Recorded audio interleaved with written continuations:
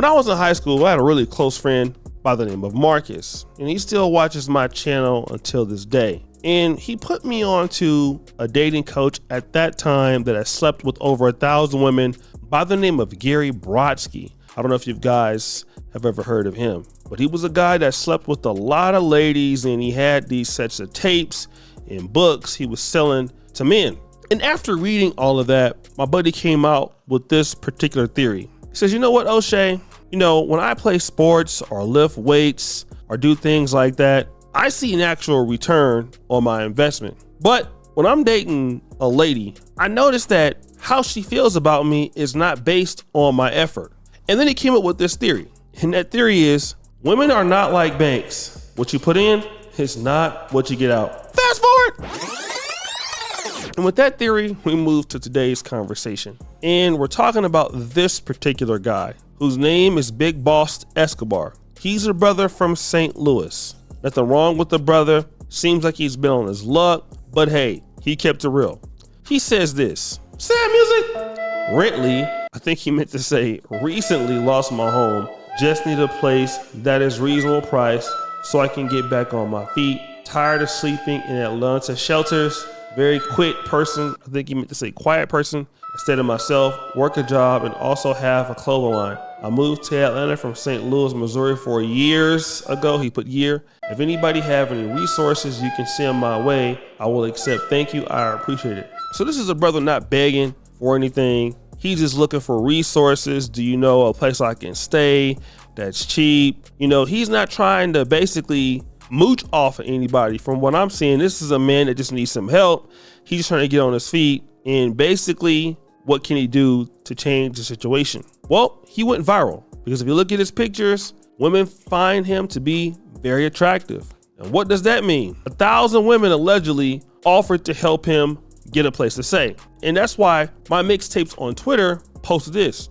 Atlanta man goes viral after posting online they need a place to stay, and over 1,000 women offered to help them. Now, what is the reason that they offered to help him? Again, this is something that I've talked about in the past. Again, I'm not saying that the brother is in the streets. He seems like a brother that works hard, but I'll use a similar situation. Sexy Red went to Say Cheese TV, and he basically asked her, is it true that a lot of ladies like street guys? Listen to what she had to say. Jada, Lil Baby's baby mom. She went viral saying that she likes street guys who have, guys who are in street shit, guys who carry guns, guys who are just in the street. She says that they're more fun. And you agreed with that? Yeah, you said Jada said that? Jada did say that. Lil Baby's that's baby true. mom. That's absolutely true. That's true. It's a thrill.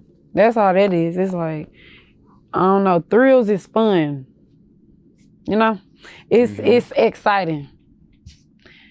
Being with somebody that's calm and just, don't got nothing going on, it's like, let's do something exciting. Where the excitement is, like, let's get into a fight, Yo, so your life being on the line every day, No. that's a thrill? No. Risking your life is a thrill? No, I ain't gonna lie, it used to be, but it ain't gotta be every day. It could be here and there, here and there, here and there, here and there. Now, again, I'm not calling this guy a street brother, right? I'm just trying to make a point that might be similar to his situation. I talked about this with Dr. T.S. Johnson about 3 years ago, why a lot of professional women in the Black community were more likely to date men that have been in prison, even though they're highly educated. Well, it was something I noticed. I actually had a brother reach out to me, and he was talking about, he was married and his wife is a six-figure earner, and he talked about her girlfriends that would come over and complain about their husbands. And as he would talk about it, one of the things he shared with me is they had to ask for an allowance from their wives just to go hang out and drink a beer. So I was just kind of asking him some more questions about it. And one of the things he revealed is that this group of six-figure earning women were all exclusively married to brothers who were ex-cons. And if anything, they were unemployed and to some extent homeless when they met.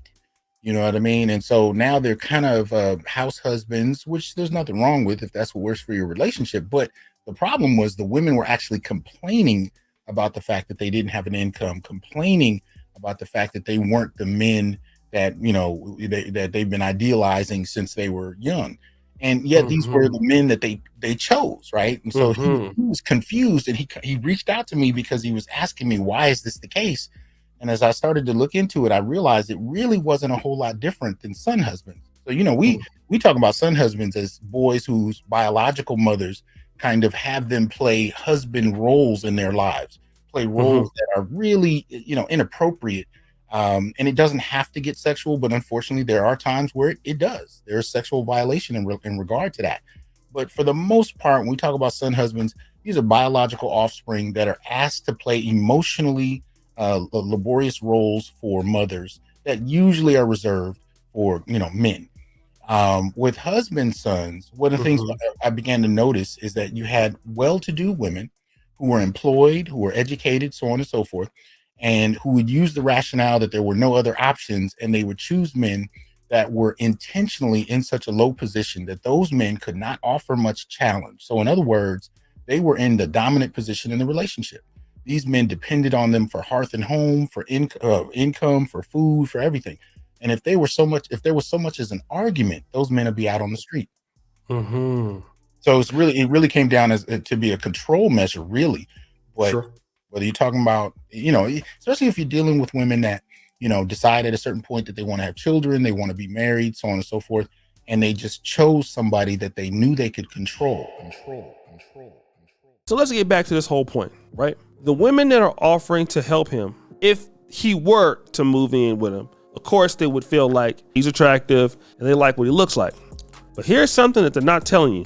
They don't respect the guy, and he's not going to be able to have any level of leadership with those ladies. And I have found out that there are great many sisters in America, in Black America, that are completely intimidated by a black man who has his own stuff. He don't need anybody. He's not taking any crap. A lot of ladies run from black men like that, especially the ones that are in similar financial environments. They run. You want to know why? Because they know that they can get replaced if they're not going to go head on and step up to the plate.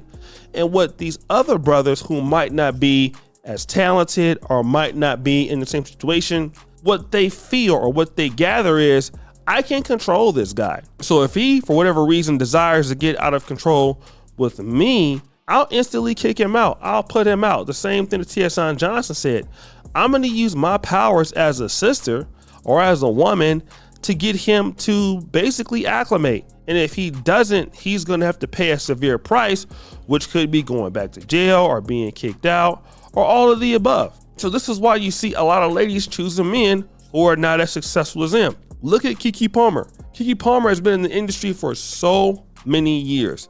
You cannot explain to me how Keke Palmer ended up with a guy like Darius Jackson. But stranger things have happened. And the reason why she ended up with Darius Jackson is because Darius Jackson isn't as successful as these other guys. These other guys would not put up with that particular attitude. But I'm going to tell you who will put up with that particular attitude. A brother who's down on his luck. And he'll put up with it for as long as he can sustain it. But if he ever gets on his feet, he's going to leave. This is why it's so paramount for men to help each other in today's time, man, and to actually do well. Because the last thing you want is to be a man and have to depend on a woman, because it's not cool, you know, to have, you know, your woman checking your phone and, you know, you depending on her for a place to stay. And if you don't do certain things, things gonna get bad. She could put you out. Never live your life like that as a man where you need a woman to help you.